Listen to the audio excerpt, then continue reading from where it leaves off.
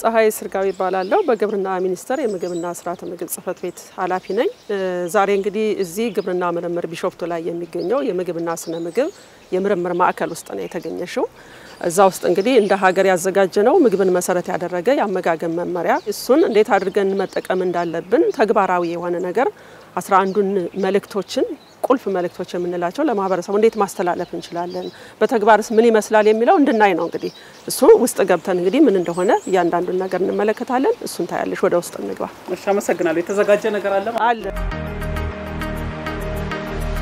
ውስጥ እንግዲህ የምናየው ተግባራዊ ነገሮች ነው ምክንያቱም በአብዛኛው በወረቀት የሆነ ነገር ወደ ማህበረሰቡ ማስረጽ ትንሽ ያስቸግራል ማየት ማመን ነው የሚለው ነገር ስላለ የሚታዩ ነገሮችን ያሳየናቸው የተለያዩ ምግቦች አሉ እንግዶችም አሉ ልክ በመልእክቱ ልክ የተለያዩ የምግብ አዘገጃጀቶች አሉ ልኬታቸውም አለ መለኪያቸውም አለ ያ ማለት ሚዛን ያለው በሚዛን የሌለው ደግሞ በአካባቢ ባለ እንዴት አድርገው መመዘን እንዳለባቸው የሱ መለኪያዎች አሉ ስለዚህ ያንን እንግዶች ያሳዩናል ውስጥ አሉና ውስጥ ገደሮችና አርብቶ አደሮች አው ሚዛን ይላቸውምና እነሱስ በመንደር ነው መለከት በእያንዳንዱ አርሶ አደር ቤት ጭልፍ አለ ኩባያ አለ እጅ ፍኝ ምንለው አለ ስለዚህ በዚህ ነው የሚለኩት በቀላሉ ለአርሶ አደሩን በሚገባው መልኩ ነው ምክንያቱም ለሁሉም ማህበረሰብ እድሜያቸው ከ2 አመት በላይ ለሆነ ስለሆነ መልእክቱ የሚተላለፈው እነሱ በሚገባቸው ልክ ነው የምናደርገው ስለዚህ ውስጥ የሚዘጋጀው አካባቢያቸው ላይ በቀላሉ በሚመረት ነው ከየትም ኢምፖርት ወይ ከውጭ በመናመጣው ሳይሆን በአካባቢ በመንደራቸው በርሻቸው በጓራቸው ባለው ላይ ነው ስለዚህ እሱን ውስጥ ገብተን እንመልከት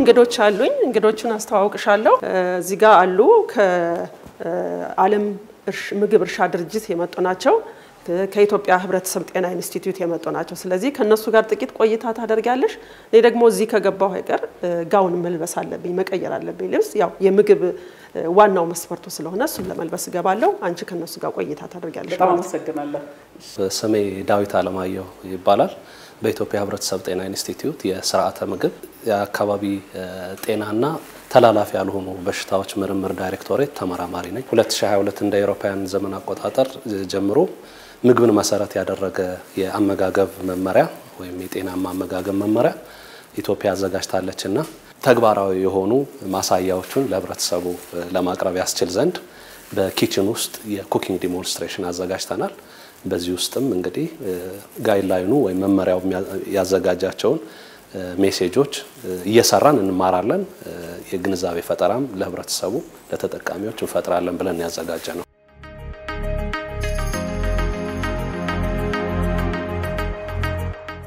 ስሜ ሰናይ ዘውዴ ይባላል በተባበሩት መንግስታት የምግብና የእርሻ ድርጅት ውስጥ የስርዓተ ምግብ ባለሙያ ነኝ ለገና ደግሞ ይሄንን ፕሮጀክት በማስተባበር እሰራለሁ ይሄንን ጋይድላይን እንግዲህ ኢትዮጵያ ለማዘጋጀት ያነሳሳት ነገር ችግሮቹ ናቸው የስርዓተ ምግብ መጓደል እና በሚገባ ምግብን አሰባጥሮ ካለመብላት የተነሳ ብዙ ህመሞች ብዙ ችግሮች ስለሚከሰቱ እነዚህን ችግሮች አድሬስ ለማድረግ ነው ይሄ የጋይድላይን ምግብን መሰረት ያደረገ ጋይድላይን እንዲሰራ የተደረገው ቁልፍ መልእክት አንድ መጀመሪያ ምግቦትን አሰባጥረው ይመገቡ ነው እና በአንድ ገበታ ቢያንስ 4ቱን የምግብ ምድቦች የያዘ ምግብን ይመገቡ በቀን ውስጥ ደግሞ 6ቱን የምግብ ምድቦች የያዘ ገበታ ይመገቡ የሚል ነው ቁልፍ መልእክት 2 የሚለው ከ80 እስከ 120 ግራም ጥራጥሬን ተመገቡ ነው የሚለው ጥራጥሬ ምግብ ምድብ ሁሉም አንድ አይነት ስለሆነ አንድ ጭልፋ ከ80 እስከ 120 ግራም እንመገባለን ማለት ነው ቆሎ ከሆነ በዚህ መልኩ የአንድ መካከለኛ ሰው በእፍኝ እጅ እናደርጋለን ማለት ነው ስለዚህ ጥራጥሬዎችን በቆሎ መልክ ስንመገብ ምን ማድረግ አለብን ማገንፈል አለብን ማጎንቆል አለብን ስናጎነቆለው ትንሽ በጣም ረጅም ሆነ የለበትም ትንሽ ብቅ እንዳለ መሆን አለበት ስለዚህ ሽሮም ስናዘጋጅ በዛ መልኩ አድርገን ቆልተን ብናስፈጨው በውስጡ ያለውን የምግብ ንጥረ ነገር በቀላሉ ይለቀዋል ስለዚህ ሰውነታችን በቀላሉ መጠቀም ይችላል ማለት ነውና በጥራጥሬ ውስጥ ያለውን የምግብ ንጥረ ነገር ሰውነታችን ተጠቅሞ ለሰውነታችን ጠቀሜታ እንዲኖረው መገንባት የሚገባውን እንዲገነባ የሞቱ ሴሎችን መተካት የሚገባው እንዲተካልን ለማድረግ እንግዲህ ጥራጥሬን አጎንቁለን ወይም ዘብስፈን ብንመገብ የተሻለ ይሆናል ማለት ነው። ቁልፍ መልእክት 3 ላይ የምንመለከተው እንግዲህ አትክልትና ፍራፍሬ ነው። አትክልትና ፍራፍሬ የምንለው አትክልት በተለይ ደማቅ አረንጓዴ የሆኑ እንደ አበሻ ጎመን፣ ቆስጣ፣ ብሮኮሊ ብለን የምንጠራቸው ቀለማቸው ደግሞ ደማቅ ቢጫ የሆኑ እንደ ፓፓያ የመሳሰሉ ማንጎ፣ አቮካዶ፣ ሀብሀብ የመሳሰሉትን ብርቱካን ብንመገብ ጥሩ ነው። ስለዚህ የምንመገበው አትክልት ከሆነ ከ100 እስከ 200 ግራም ብቻ ነው መመገብ የሚገባን ማለት ነው። ከ100 እስከ 200 ግራም ማለት ቆስጣ ሊሆን ይችላል፣ አበሻ ጎመን ሊሆን ይችላል። ይሄ ማለት ነው። ከዚህ በላይ መመገብ የለብንም። በቀን ውስጥ የሚፈልገው የምግብ ንጥረ ነገር ለአንድ ሰው ይሄን ያህል ይገኛል ማለት ነው። ፍራፍሬም አንድ ብርቱካን መውሰድ እንችላለን፣ ወይም አንድ ማንጎ መውሰድ እንችላለን፣ አንድ አቮካዶ መውሰድ እንችላለን። ወይም ነው ፕላስ እያደረግን ስለተቀመጠ ብቻ ሁሉንም እያነሳን መጠቀም የለብንም። ቁልፍ መልእክት 4 ላይ ነትስ ብለን የምንጠራቸው የኦቾሎኒ እና ሱፍ የመሳሰሉት ናቸው። ከ10 እስከ 15 ግራም ነው። ስለዚህ ይሄ አንድ የሾርባ ማንኪያ መጠቀም እንችላለን ማለት ነው። መልእክት 5 ላይ የእንስሳት ተዋጽኦ የምንላቸው ውጤቶች ናቸው። የእንስሳት ተዋጽኦ እንግዲህ የምንለው አንዱ ወተት ነው፣ ሌላው እንቁላል ነው፣ ሁለተኛው፣ ሶስተኛው ስጋ። ወተት የግመል ወተት ሊሆን ይችላል፣ የፍየል ወተት ሊሆን ይችላል፣ የላም ወተት ሊሆን ይችላል።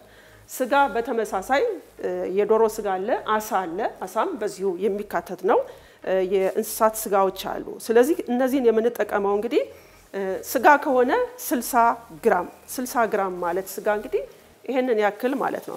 በትልቅ ሾርባ ማንኪያ ወይም ደግሞ በአንድ ጭልፋ የምንጠቀመው 60 ግራም ያህል፣ በዚህ 60 ግራም ያህል እንጠቀማለን ማለት ነው። ስጋ አልበላም የምንል ከሆነ አንድ እንቁላል መጠቀም እንችላለን።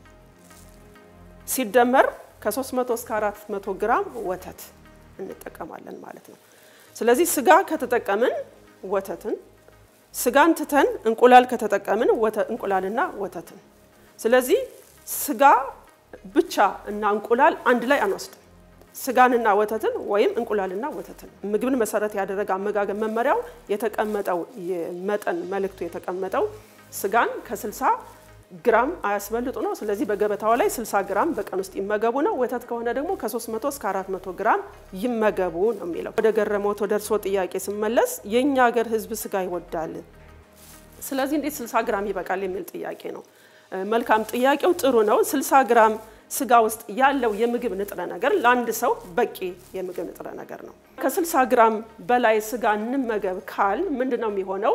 ሰውነታችንን ተላላፊ ላልሆኑ በሽታዎች እያመቻቸንለት ነው እና ያዘኝ ይያል ነው። ይሄ ተላላፊ ያልሆኑ በሽታዎች የምንላቸው ስኳር በሽታ አለ፣ የደም ግፊት፣ የደም ብዛት የመሳሰሉት ብለን የምንጠራቸው አሁን በስፋት እየታዩ ያሉት እንደ ሀገር ለነሱ እያመቻቸንለት ነው ማለት ነው። ስለዚህ ምቹ መደላድል ለመፍጠር በተቀመጠው መስፈርት መሰረት ብንወስድ የሚገባንን የቀኑን ውሎ ፍጆታችንን እናሟላለን ማለት ነው። ስለዚህ በ60 ግራም ውስጥ ያለው ስጋ እና በ300 ግራም ወይም 400 ግራም ወተት ከተጠቀምን በቀን ውስጥ ማግኘት የሚገባንን የምግብ ንጥረ ነገር ይዘት እናገኛለን፣ ጤናማ እንሆናለን ማለት ነው። ጾም በሚሆንበት ወቅት ከአኩሪ አተር ወተት ማዘጋጀት ይቻላል፣ ከሽምብራ ወተት ማዘጋጀት ይቻላል። አይብም በተመሳሳይ ከአኩሪ አተር ይዘጋጃል፣ ከሽምብራም ይዘጋጃል። ስለዚህ በዛ ተክተን ደግሞ መጠኑን የአወሳሰድ መጠናችንን ድግግሞሹን ጨመር አድርገን እንወስድና ጉድለቱን በዛ መልኩ እናሟላለን ማለት ነው። ይህንን ብናደርግ ጤናማና አምራች ዜጋ ማፍራት እንችላለን። እኛም ጤንነታችንን ጠብቀን በምግብ ጤንነታችንን ጠብቀን መስራት የሚገባንን ለሀገራችን ማበርከት የሚገባንን በወቅቱ እናበረክታለን።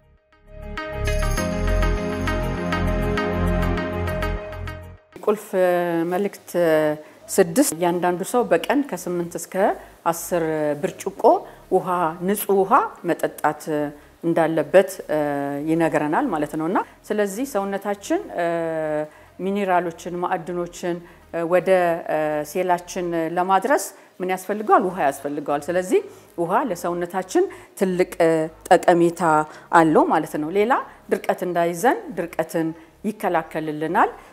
እንደገና ደግሞ ለምግብ መፈጨት ደግሞ ትልቅ አስተዋጽኦ ያደርጋል ውሃ እና በሰውነታችን አብዛኛውን የሰውነት ክፍላችን ውስጥ ያለው ውሃ ስለሆነ ይሄ ደግሞ ውሃ ለሰውነታችን ጤንነት እጅግ ጠቃሚ ነው። ሌላው አላስፈላጊ የሆኑ ቆሻሻዎች ከሰውነታችን ውስጥ በቀላሉ እንዲወገዱ ውሃ ይጠቅመናል ማለት ነውና ሌላው የሰውነት ሙቀትን እንደዚሁ ይቆጣጠራል ሌላ መገጣጠሚያዎችን ፍሌክሲብል እንዲሆኑ ጤናማ እንዲሆኑ ውሃ ደግሞ ይጠቅመናል ሌላው በሰውነታችን ውስጥ ያሉ የውስጥ ብልቶቻችን አካሎቻችን ጤንነት እንዲጠበቅ ውሃ ትልቅ ድጋፍ ያደርጋል ወይም ደግሞ ትልቅ ጠቀሜታ አለው ማለት ነው ስለዚህ ውሃ አንዱ ጤንነታችንን ከምንጠብቅበት መንገድ አንዱ በቂና ንጹህ ውሃን መጠጣት ነው ቁልፍ መልእክት 7 ላይ ደግሞ የሚነግረን በዚህ በምግብ መሰረት ያደረገው መመሪያ ላይ እያንዳንዱ ሰው በቀን ቢያንስ ለ30 ደቂቃ የአካል ብቃት እንቅስቃሴ ማድረግ ይኖርበታል ማለት ነው ስለዚህ ይሄ የአካል ብቃት እንቅስቃሴ የሰውነታችንን ጤንነት ለመጠበቅ ክብደታችንን እንደገና ደግሞ ለመቀነስና ከተለያዩ በሽታዎች ራሳችንን እንድንከላከል ተላላፊ ካልሆኑ በሽታዎች እንደ ስኳር ደም ግፊት የልብ ህመም የመሳሰሉት በሽታዎች እንዳይዙን ትልቅ ድጋፍ ያደርጋል ስለዚህ ክብደትን ለመቀነስ የአካል ብቃት እንቅስቃሴ በጣም ጠቃሚ ነው ጥሩ እንቅልፍ ለመተኛትና እንደገና ደግሞ ንቁ ለመሆንና ንቁ ማህበረሰብ ንቁ አምራች ይሆናል እንደገና ደግሞ በንቃት ደግሞ የሚሰራው ስራ ደግሞ ፕሮዳክቲቭ ወይም ደግሞ ምርታማነትን ይሰጣል ስለዚህ የአካል ብቃት እንቅስቃሴ ለሰውነታችን ለጤንነታችን እጅግ በጣም ጠቃሚ ቁልፍ መልእክት 8 በየቀኑ ከ15 እስከ 20 ግራም ፈሳሽ ዘይትና ቅቤ ይጠቀሙ ነው የሚለው ይሄ በቤት ውስጥ ባሉ መለኪያዎች ኤስቲሜት ስናደርገው ወይም ስንገምተው አንድ የሾርባ ማንኪያ ፈሳሽ ዘይት እስከ 10 ግራም ይሆናል ይሄ ማለት ከ15 እስከ 20 ለማሟላት 2 የሾርባ ማንኪያ ፈሳሽ ዘይት ወይም አንድ የሾርባ ማንኪያ ጠጣር ቅቤን የምንጠቀም ከሆነ የቀን የዘይትና ቅቤ አጠቃቀማችን ጤናማ ይባላል ከዚህ የሚበልጥ ከሆነ ግን ጤናማ ከመሆን ይልቅ ያው ጤናማ ወዳልሆነ ደረጃ ይሄዳል ማለት ነው እንደሚታወቀው ዘይትና ቅቤ ከፍተኛ ለሰውነታችን የኃይል ምንጮች ናቸው በዋነኝነት ደግሞ እንደ ቫይታሚን ኤ እና ቫይታሚን ዲ ያሉ ቫይታሚኖች በሰውነታችን እንዲወሰዱ ወይም እንዲመጠጡ እንዲጓጓዙ በሰውነት ውስጥ የሚያደርጉት ዘይትና ቅቤ ናቸው ማለት ነው መልእክት 9 ደግሞ በተለይም ስለ ስኳር የሚያወራው ነው ይሄውም የሚጠቀሙትን የስኳርና የጣፋጭ ምግቦችና የለስላሳ መጠጦች መጠን በቀን ከ30 ግራም በታች እንዲሆን አድርጉ ነው የሚለው ለምሳሌ አንድ የሻይ ማንኪያ ስኳር እስከ 4 ግራም ድረስ ይመዝናል በተቻለ መጠን የምንወስዳቸው ስኳርም ሆነ ስኳር የገባባቸው ወይም ከስኳር የተሰሩ ማንኛውም ምግብ ከ30 ግራም በታች መሆን አለበት ማለት ነው ቁልፍ መልእክት 10 የምንለው ስለ ጨው የሚያወራው ነው ይሄውም በየቀኑ የጨው አጠቃቀሙን ከ5 ግራም በታች ያድርጉ የሚል መልእክት ነው ይሄ ማለት አንድ የሻይ ማንኪያ ጨው በታች አድርጉ የሚል መልእክት ነው ያለው 5 ግራም አካባቢ ጨው ይመዝናል ስለዚህ አንድ ሰው በቀን ከአንድ የሻይ ማንኪያ በታች ወይም አንድ ፒንች የምንለው የሶስቱ ጣቶቻችን መለኪያ አድርገን ከዛ በታች ማድረግ ይኖርብናል ማለት ነው ሌላው ጨው አጠቃቀማችን ላይ አዮዲን ያለው ወይም በአዮዲን የበለጸገ ጨው መጠቀም ይኖርብናል በዋነኝነት ደግሞ ጨው መጨመር የሚኖርብን ወጥ ስንሰራ ምግብ ከወረደ በኋላ ከሳት ላይ ከወረደ በኋላ ነው አዮዲን በባህሪው በሳት ከፍተኛ የሆነ ብክነት ስለሚባክን ማለት ነው በገጠሪቱ ያገራችን ክፍል ደግሞ ጨውን ቡና ላይ መጨመር የተለመደ ነው ይሄም ተገቢ አይደለም በዋነኝነት ደግሞ የባልትና ውጤቶች ስናዘጋጅ ለምሳሌ በርበሬ ሽሮ እንደዚሁም እንደ ዳጣ አይነት ነገሮችን ስናዘጋጅ በተፈጥሯቸው ወይም እኛ ስናዘጋጅ ጨውን ጨምርና ተጨማሪ ደግሞ ምግብ ስናበስል ተጨማሪ ጨውን እንጠቀማለንና ይሄን ከተዘጋጀ በኋላ ተጨማሪ የምንጨምረውን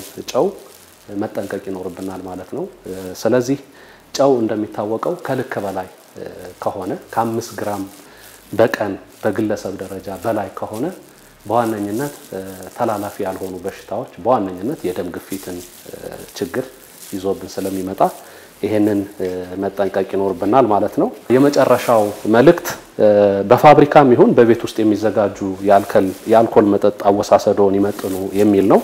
በሳምንት ከ2 ብርጭቆ አያስበልጡ ይላል መልእክቱ። አልኮል ለጤና ፍጹም ጎጂ ነው። ቢቻል አልኮልን አይጠጡ። የሚጠጡ ከሆነ ግን በሳምንት ከ2 ብርጭቆ ይሄም ከ2 ብርጭቆ ብለን ምክር ያስቀመጥ ነው። ስትሮንግ አልኮልስ የምንላቸው እነሱን አያካተትም። የአልኮል መጠናቸው ሞዴሬት የምንላቸው ጠላ ሊሆን ይችላል ወይም ቢራ ሊሆን ይችላል። እነሱን የምንጠጣ ከሆነና አስገዳጅ ከሆነ ከ2 ብርጭቆ ማስበለጥ የለብንም። በእርግዝና ወቅት አልኮል ፈጽሞ የተከለከለ ነው። ለእናትም ለጽንሱ ጤንነትም ከፍተኛ የሆነ ችግር ስለሚያመጣ በእርግዝና ወቅት አልኮል መጠጣት አያስፈልግም ማለት ነው። እንደዚሁም የምታጠባ እናት አልኮል በባህሪው በጡት ወተት ወደ ልጁ ስለሚተላለፍ የምታጠባ እናትም ፈጽሞ አልኮልን መውሰድ የለባትም ማለት ነው። የስርዓተ ምግብ መጓደል በኢትዮጵያ ባለ 3 ዘርፍ ችግር አድርገን ነው የምናየው ወይም ትሪፕል በርደን ኦፍ ማልኑትሪሽን እንለዋለን። የመጀመሪያው ከልክ በላይ መመገብ ወይም ኦቨር ኒውትሪሽን የምንለው በተለይም አሁን በከተሞች ላይ እየመጣ ያለው ይህን ተከትሎም ተላላፊ ያልሆኑ በሽታዎችን ይዞ የሚመጣው ማለት ነው። ሁለተኛው ከልክ በታች መመገብ ወይም አንደር ኒውትሪሽን የምንለው።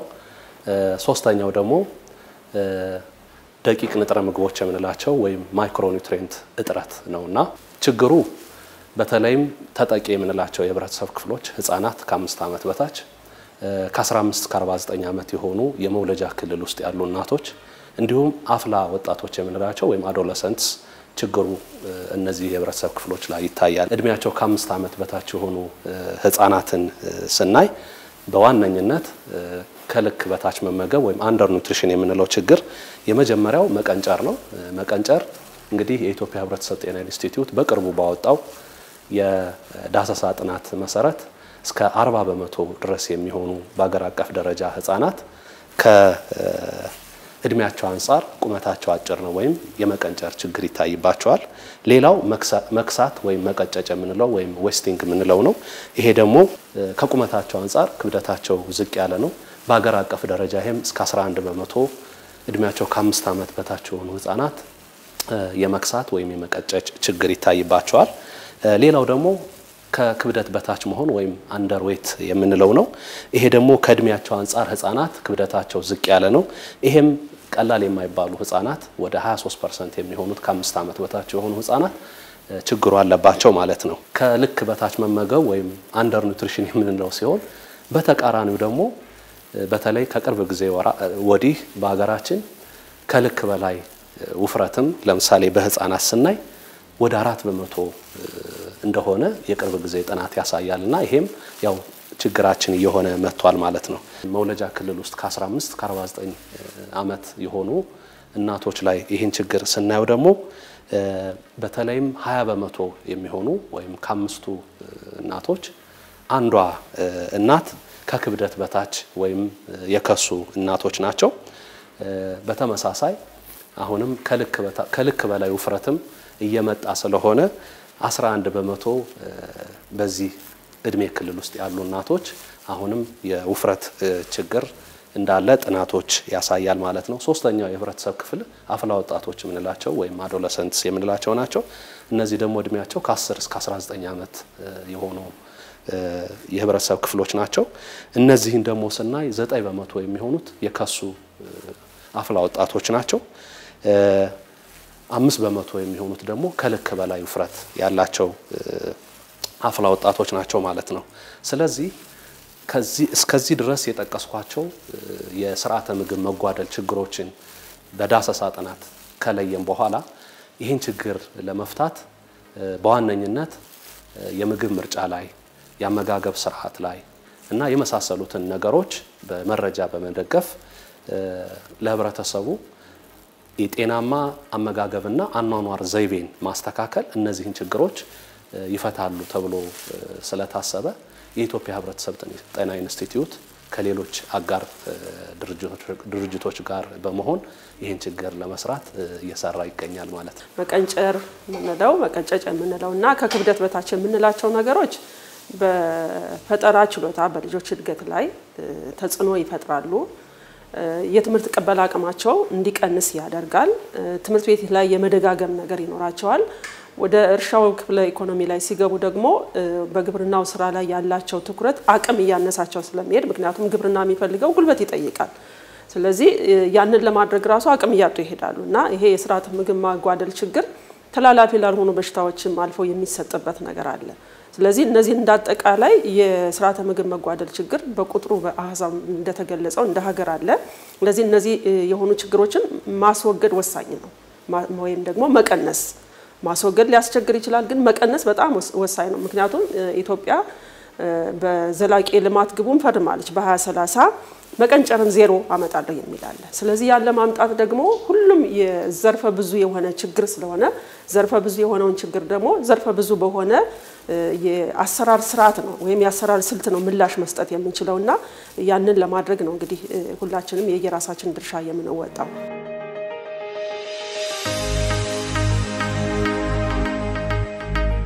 በዚህ ድርጅት ውስጥ ስርዓተ ምግብ ዋናው በአንዱ ስልት ነው ትልቁ ስልት ነውና በዚህ ሁኔታ ላይ ስርዓተ ምግብ በሚገባ ተደራሽ ሆኖ እየተሰራ ይገኛል ማለት ነው። ለምሳሌ የምንሰራቸው ስራዎችን በተመለከተ ፖሊሲና ስትራቴጂ ቀረጻ ላይ ድጋፍ እናደርጋለን። እንደገና የማስተዋወቅ ስራ እነዚህን ስራዎች የማስተዋወቅ ስራ እንሰራለን። ሌላ ቅንጅታዊ ስራ በተመለከተ እዚህም ላይ ትልቅ አስተዋጽኦ ማድረግ እንችላለን። ሌላው ይሄ ጋይድላይን ሲሰራ ያው ትልቁን የፋይናንስ እና የቴክኒክ ድጋፍ ያደረገ ነው።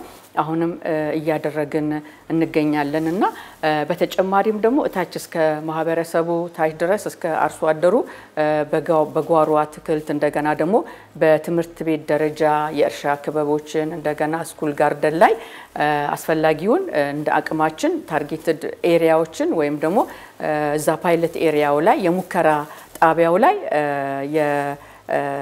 የአቅም ግንባታ እንደገና ደግሞ የፋይናንስም ድጋፍ በግብርናና በኢፒኤችአይ በኩል በዛ በኩልም እያደረግን እንገኛለን ማለት ነው። ስለዚህ ከስርዓተ ምግብ አንፃር ትምህርት ቤቶችም ስራቸውን እንዲቃኙ እንደገና ደግሞ ማህበረሰቡም በጓሮ ያመረተውን በሚገባ እንዲመገብ ከግብርና ጋርና ከኢፒኤችአይ ጋር ሆነን በቅርብ እየሰራን እንገኛለን። ግብርና ሚኒስቴር እንግዲህ ዋናው በ1263 የተቋቋመበት የተሰጠው ኃላፊነት በምግብ ንጥረ ነገር ይዘቱ የበለጸገ ደህንነቱ የተጠበቀ የግብርና ምርቶችን ለህብረተሰቡ ማቅረብ የሚል ነው። ስለዚህ ያ የተሰጠውን ኃላፊነት በተግባር መተግበር አለበት። ያን የሚተገብረው ደግሞ ከላይ በሚወርደው የዝናብ ብቻ ሳይሆን የተለያዩ የውሃ አማራጮችን በመጠቀም የግብርና ምርቱ እንዲጨምር የማድረግ በተለይ በምግብ ንጥረ ነገር ይዘታቸው የበለጸጉ የምንላቸው አረንጓዴ ቅጠላማ ሊሆኑ ይችላሉ ፍራፍሬዎችን ስድስቱን የምግብ ምድቦች በአጠቃላይ ማንኛውም ህብረተሰብ በተመጣጣኝ ዋጋ በማንኛውም ቦታና በማንኛውም ጊዜ በበቂ ደህንነቱ የተጠበቀ ማግኘት እንዲችል ግብርና ሚኒስቴር ስራዎችን እየሰራ ነው ማለት ነው። ስለዚህ እነዚህ ስራዎች ሲሰራ እንዴት ማምረት አለባቸው በተለይ ውሃ አጠር የሆነ አካባቢ ላይ ቁልፌ ወይም ደግሞ ኪሆል ጋርደን የሚባል በድንጋይ ካብ ነው የሚሰራ መሐከል ላይ ውሃው የሚገባበት ነገር ይኖራል በካብ ተደርጎ አፈር ይደረጋል ከዛ ላይ የእጅ ጣቢ ሊሆን ይችላል አንዳንድ የውሃ የእቃጣቢዎች ሊሆን ይችላሉ መሐከል ላይ የተጣራ ወደ አትክልቱ ይሄድለታል። ስለዚህ ውሃ አጠር በሆኑ አካባቢዎች ላይ አትክልትን ሰው በጓሮ እንዴት መመገብ እንዳለበት ነው አንዱ ትምህርት ምን ሰጠው። ስለዚህ በጓሮ እንዴት አድርገው ማምረት እንዳለባቸው ዝናብ አጠር በሆነበት አካባቢ መስኖ ተጠቃሚ የሆኑት ደግሞ በመስኖአቸው የተለያዩ የግብርና በተለይ የአትክልቶችንና ፍራፍሬዎችን እነዚህ እንዲያመርቱ ትምህርታዊ ሐሳቦችን እንሰጣለን ማለት ነው። ሌላው እንግዲህ የእንስሳት ውጤቶች ደግሞ በስፋት እንዲገኙ ያው በአብዛኛው የእንስሳት ውጤት ነው ውድነት ያለው በዋጋ ደረጃ ለዚህ የልማት ትሩፋት ተብሎ በአሁኑ ሰዓት ስራዎች እየተሰሩ ነው ያሉ። ስለዚህ በዛ ደግሞ የእንስሳት ውጤት በቀላሉ ያንዳንዱ የቤት ፍጆታውን ማሟላት እንዲችል ተግባራዊ የሆነ ስራዎች ይሰራሉ። ወተት በአብዛኛው ማህበረሰብ የለመደው የግመል ወተት ወይም ደግሞ የላም ወተት ነው። የፍየል ወተትም አንዱ አማራጭ ስለሆነ በተለይ የህፃናትን አመጋገብ ስርዓት የእንስሳት ውጤትን ለማሻሻል የተሻሻሉ የፍየል ዝርያዎችን ማህበረሰቡ እንዲያገኝ በማድረግ ስራዎችን እየተሰሩ ነው ያሉ። ስለዚህ የእንስሳት ውጤት በዚህ መልኩ ነው። ፍራፍሬን በተመለከተ እነዚህ በተለይ ዘርፈ ብዙ ጠቀሜታ ያላቸውን የግብርና ምርቶችን በአረንጓዴ አሻራ ወይም በግሪን ሌጋሲ ውስጥ እዛ ውስጥ ገብቶ ፍራፍሬዎችም አብረው እየተተከሉ ነው። ዘርፈ ብዙ ከምንለው ውስጥ አንዱ ሞሪንጋ ነው ወይም ደግሞ በሌሎች አካባቢዎች ሀለኮ ተብሎ ይጠራል። ያንን እየተተከለ ነው ያለ። ያ ማለት እንግዲህ ለአፈር መሸርሸርም የአፈር ለምነትንም ከመጠበቅ ኢንቫይሮንመንትንም ከመጠበቅ የአካባቢ አየርንም በተጨማሪ ደግሞ ለምግብነት ይውላል። ስለዚህ ምግብ በሌለበት ምንም ማውራት አንችልም። ለዚህ ምግብን መሰረት ያደረገ ስራዎችን ነው የሚሰራ ግብርና ሚኒስቴር። ለዚህ ችግሮችን ለመቅረፍ ምግብን መሰረት ያደረገ መከላከልን ነው ዘለቄታነት ያለው ባገሩ በእጁ በጓሮ ባለው ነገር የራሱን ነገር መከላከል አቅሙንና ጤንነቱን መጠበቅ ወሳኝ ስለሆነ ያንን ነው ስራዎች እየሰራ ያለ ግብርና ሚኒስቴር።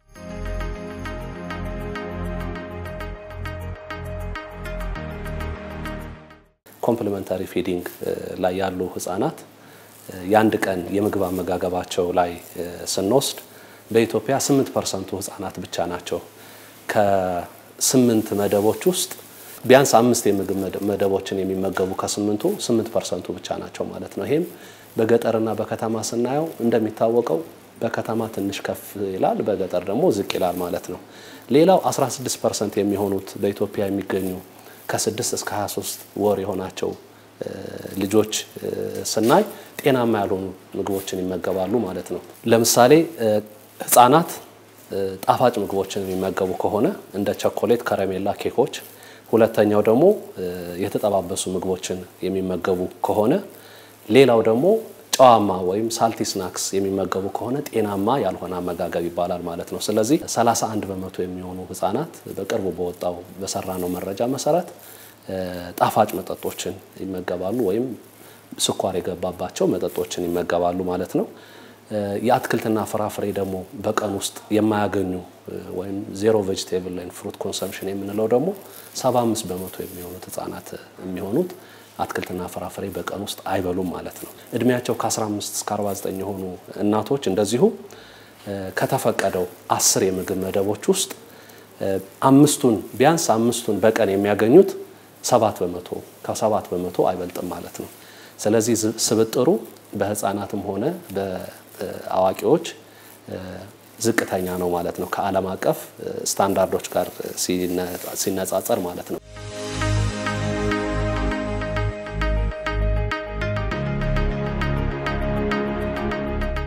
ጤናማ አመጋገብ ማለት አንድ ሰው የተፈቀደለት የምግብ ንጥረ ነገር ይዘት አለ።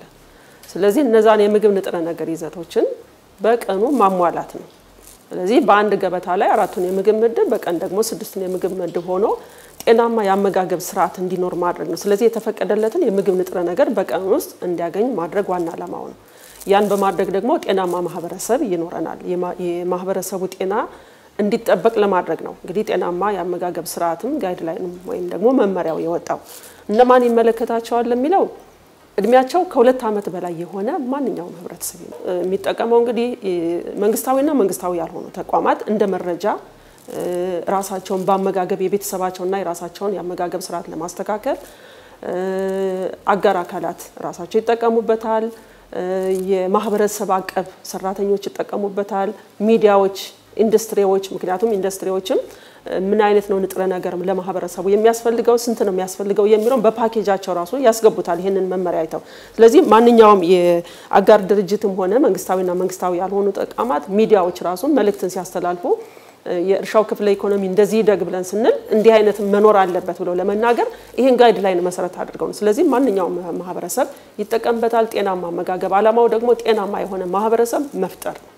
ያ ጤናማ የሆነ ማህበረሰብ ሲፈጠር ደግሞ በፈጠራቱ ችሎታው የዳበረ አዳዲስ ነገሮችን እያመጣ የሀገርን ኢኮኖሚ የሚያፋጥን በዘላቂ ልማት ግብ የተቀመጠውን ግብ ደግሞ እንዲመታ የሚያደርግ ትውልድ የሚፈጠር ይሆናል።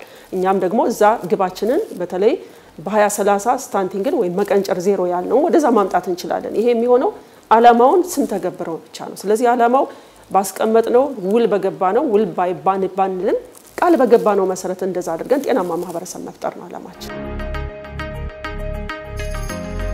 ምግብን መሰረት ያደረገ የምግብ መመሪያ 6 የምግብ ክፍሎችን የያዘ ነው። እዚህ ላይ እንግዲህ እንደምንመለከተው አንደኛ የእህል ዘሮች ናቸው። እዚህ ጋር ጤፍ፣ ስንዴ፣ እንደገና ደግሞ የስራ ስር እህሎች፣ ድንች፣ እንደገና ደግሞ የእንሰት ከዛም የምናገኘው የቆጮ ዱቄት አለን።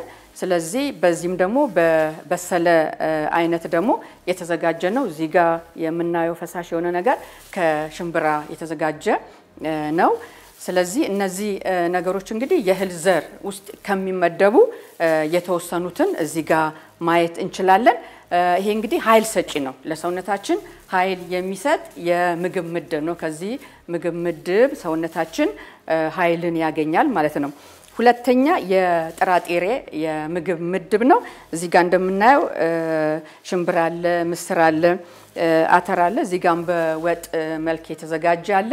ስለዚህ ከነዚህ ደግሞ የፕሮቲን ሶርስ ወይም ደግሞ ምንጭ የምናገኝበት ነው። እንደዚሁም ደግሞ ከፕሮቲን በተጨማሪ ቫይታሚኖችና ሚኒራሎችም ይገኛሉ፣ ግን በአብዛኛው የፕሮቲን ምንጭ ነው። ሶስተኛ ደረጃ እዚህ ጋር የምንመለከተው የፍራፍሬና አትክልት የምግብ ምድብ ነው። እዚህ ጋር የተለያዩ ፍራፍሬዎችን እናያለን፣ እንደ ማንጎ፣ ፓፓያ የመሳሰሉትን እናያለን።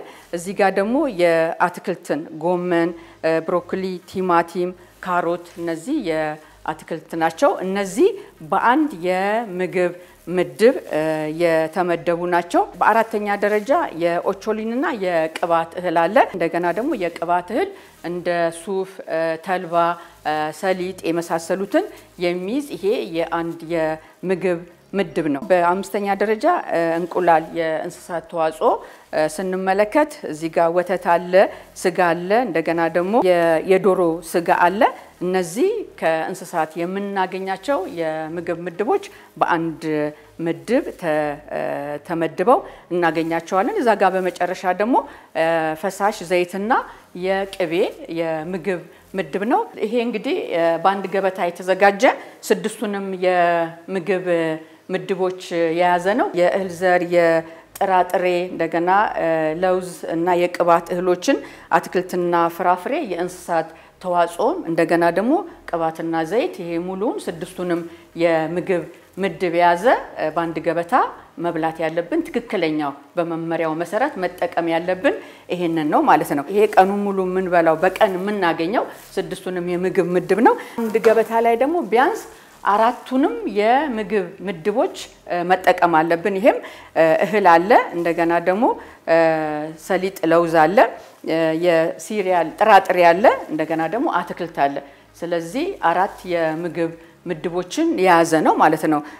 ፈሳሽ ቅቤና ዘይት ምድብም ተጨምሮ 4ቱን የምግብ ምድቦች ይዟል። እንግዲህ በአንድ ገበታ ቢያንስ አንድ ሰው 4ቱን የምግብ ምድብ ማግኘት አለበት። እዚህ ጋር ደግሞ የምንመለከተው ስጋና እንጀራ ብቻ ነው። በተጨማሪ ደግሞ ቅባት አለ። 3 የምግብ ምድብ ብቻ ነው ያለው። ስለዚህ ይሄ 3ቱ የምግብ ምድብ ሰውነታችን የሚያስፈልገውን ነገር ላያሟላለት ይችላል። ስለዚህ በአነስተኛው 4 የምግብ ምድብ መያዝ አለበት። እንደገና ቀኑ ሙሉ 6 መያዝ አለበት። ስለዚህ ስጋ እና ይሄ እንጀራ ብቻ ስለበላን ሙሉ በሙሉ ሰውነታችን የሚያስፈልገውን ነገር ያገኛል ማለት አይደለም። ስለዚህ ዋናው የመመሪያ ዋናው ዓላማ አሰባጥረን ቤታችን ያለውን ቤት ያፈራውን በአካባቢያችን የሚገኘውን ቤት ያፈራውን እንዳቅማችን አሰባጥረን እንድንበላ ነው ይሄ ጋይድላይን የሚመክረን ማለት ነው። በዓለም ወደ 100 ሀገራት ይሄንን ሰርተዋል። እኛ 8ኛ ሀገር ሆነን ነው እንግዲህ ይሄንን የሰራን። ከኛ ኋላ ደግሞ ዛምቢያ ሰርታለች። ስለዚህ ይሄንን እንግዲህ በአይነቱ የመጀመሪያ የሆነ የምግብን መሰረት ያደረገ አመጋገብ መመሪያ ወደ መሬት መውረድ አለ። በተግባር ማሳየት ወሳኝ ስለሆነ በየክልሎቹ እየተዘዋወርን አሉን የግብርና ባለሙያዎች 1 2 ስርዓተ ምግብ ተኮር ግብርና መንደር ብለን የመረጥናቸውና ሞዴል መንደር ብለን ያዘጋጀናቸው የአርሶ አደር ክፍሎች አሉ።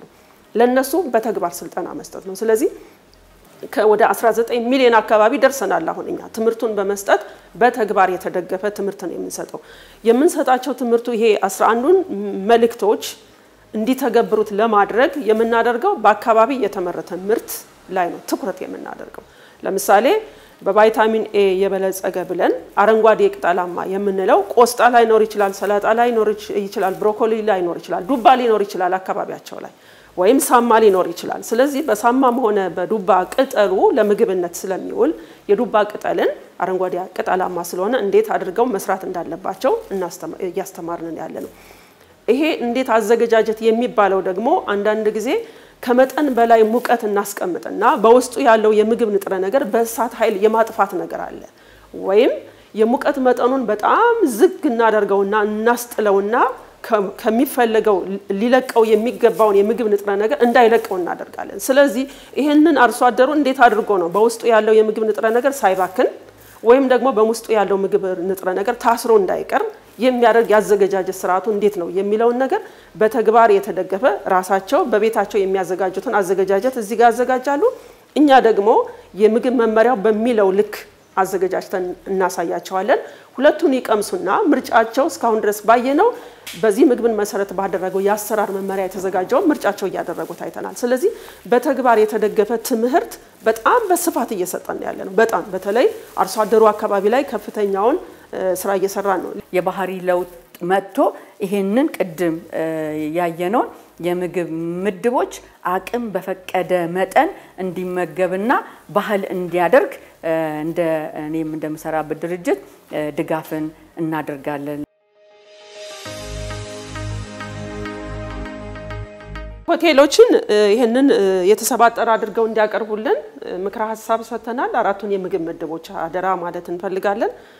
ትምህርት ቤቶች ደግሞ የትምህርት ቤት ምገባ ባለባቸው ቦታዎች ላይ በተለይ የምግብ አዘገጃጀት ሪሲፒ የምንለው እሱን ተከትለው ነው ለህፃናቶቹ ወይም ለተማሪዎቹ የምግብ ስራዎችን ወይም ደግሞ ምገባ ፕሮግራም ያካሄዱ። ስለዚህ በዛ የምግብ ምገባ ፕሮግራም ላይ የተሰባጠረ አመጋገብ በተለይ ትምህርት ቤት ማለት የምንም ነገር መሰረት ነው። የሁሉም ነገር የልማትን በለው የሀገር ለውጥ ለማምጣት የስርዓተ ምግብን ለማሻሻል የተሰባጠረ አመራረት እንዲኖር የተሰባጠረ አመጋገብ እንዲኖር ትምህርት ቤት ዋነኛ መሰረት ነው። ልጆች በትምህርት ቤት ያገኙትን ዕውቀት ወደ ወላጆቻቸው ይዘው ይሄዳሉ።